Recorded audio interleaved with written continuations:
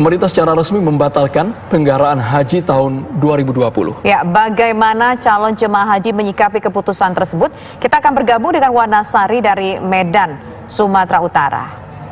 Dan kita juga akan melihat bagaimana respon dari calon jemaah haji asal Jakarta soal pembatalan pemberangkatan haji tahun ini. Kita akan menuju ke Desti Kusumo. Sebelum ke Wana, pemirsa, kita akan ke Desti Kusumo terlebih dahulu di Jakarta. Desti.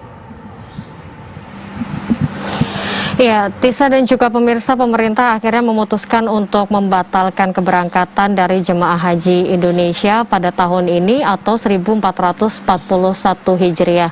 Ini dikarenakan juga pemerintah Indonesia tak kunjung mendapatkan akses bagi penyelenggaraan ibadah haji ke Tanah Suci dari pemerintah Kerajaan Arab Saudi. Ini tentunya juga dikarenakan pandemi COVID-19, itu artinya pemerintah juga mengutamakan keselamatan dan juga kesehatan dari jemaah haji Indonesia.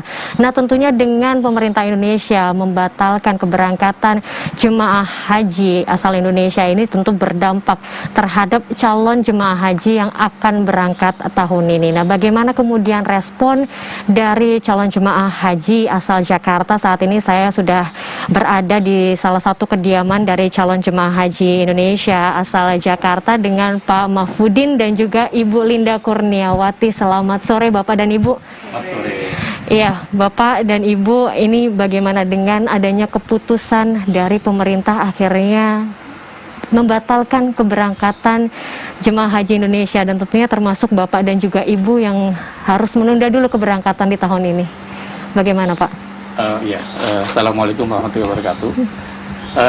Sebetulnya seperti yang tadi kita dengar dari pemberitahuan atau keputusan dari Menteri Agama, kira-kira sih kita sudah bisa menduga ya, karena memang walaupun di awalnya sejak ada corona ini COVID-19 kita udah agak pesimis ya. Ya kecewa sih, karena kita harus menunggu, tahu sendiri kan kalau kita mendaftar haji itu tidak sebentar ya. Kebetulan saya menunggu kita 8 tahun ya. Saya mendaftar tahun 2012 dan kebetulan kita juga memang menunggu terus, jadi sebelum sampai tahun 2020 ini seringkali kita menanyakan ke kantor agama, Departemen Agama, kapan berangkat, dan alhamdulillah benar tahun 2020 ini kita direncanakan. Namun karena keputusannya memang seperti itu ya apa boleh buat ya, kita harus terima. Dan kebetulan perasaan ini kita sudah pupus waktu itu sejak corona masuk, terutama di bulan Maret, walaupun kita kegiatannya diikutin terus mulai dari manasik sampai selesai. Manasik kita dari bulan Oktober sampai bulan Maret, terus kita ikutin tes kesehatan, tes kebugaran, bahkan terakhir di bulan Maret juga kita pelunasan, kita ikutin semua ya. Namun kita merasa mungkin keputusan dari Menteri Agama atau pemerintah adalah keputusan yang terbaik ya. Karena siapa sih yang nggak istilahnya mau berangkat tapi kondisinya masih belum jelas. Kita malah khawatir kalau suatu saat karena kita nggak jelas COVID-19 ini, malah nanti jumlah menderita COVID-nya malah lebih banyak gitu ya. Ya mudah-mudahan keputusan pemerintahnya adalah keputusan terbaik yang Allah berikan kepada kita semua dalam rangka pemerintah melindungi warganya atau rakyatnya. Itu menurut saya sih ya. Ya, tentu untuk menjalankan ibadah haji ini adalah ibadah yang diinginkan oleh seluruh umat Islam ya Pak ya.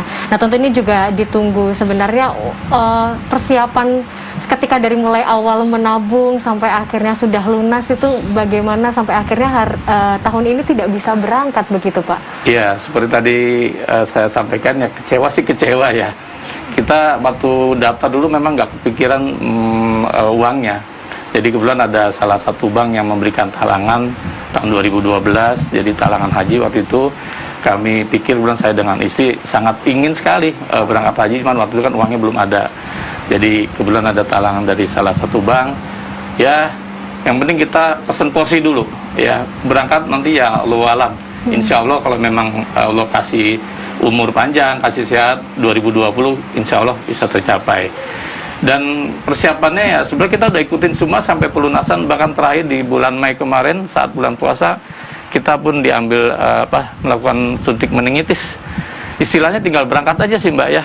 Karena kebetulan di KBH kami di Tangerang itu rencananya di kloter pertama di akhir Juni ini. Ya insya Allah sih seperti itu, cuman karena kejadian ini ya saya pikir mungkin tidak berangkat lebih baik mungkin ya, karena belum jelas aja gitu COVID-19 ininya. Ya, gitu. terakhir Pak Mahfudin, ini pemerintah membuka agar dikembalikan untuk setoran pelunasannya, kira-kira akan ditarik kembali atau seperti apa? Mungkin lihat nanti ya Mbak ya, karena khawatir kalau diambil malah nanti uangnya dipakai. Walaupun memang 1 tahun kita mungkin bisa ngumpulin lagi, cuman kan kalau nggak urgent banget kita buat apa sih ya, khawatir nanti malah kepake. Tahun depan kita nggak tahu ya, kondisi lagi kayak gini kita nggak ngerti apakah ekonomi lebih baik atau tidak, kita kurang tahu. Selama tidak ada yang kepepet, mungkin saya akan simpen dulu aja lah, percayain aja di pemerintah gitu, karena memang udah niat. Insya Allah kalau udah lunas, walaupun belum berangkat tahun ini, ya mudah-mudahan tahun depan umur kita ada gitu ya. Amin. Kalau nggak nyampe ya kita udah niat, mudah-mudahan itu jadi amal ibadah haji juga lah buat kami berdua gitu. Baik, Pak Mahfudin dan juga Bu Linda, tentu ini keputusan dari pemerintah juga termasuk keputusan yang pahit, tapi kita harapkan semoga lancar sampai tahun depan, diberikan kesehatan selalu sehingga tahun depan bisa berangkat untuk ibadah haji. Terima kasih waktunya bergabung dengan kami di Kabar Petang, Pak Mahfudin dan juga Ibu Linda. Ya, Tisa dan juga pemirsa, itulah sedikit keluh kesah dari calon jemaah haji Indonesia, dan tentu kita berharap agar pandemi COVID-19 ini segera berakhir sehingga segala rencana-rencana baik dari umat Islam terutama untuk ibadah haji ini dapat segera terlaksana dan tahun depan ini dapat terlaksana dengan lancar. Sementara demikian, Tisa kembali ke Anda di studio.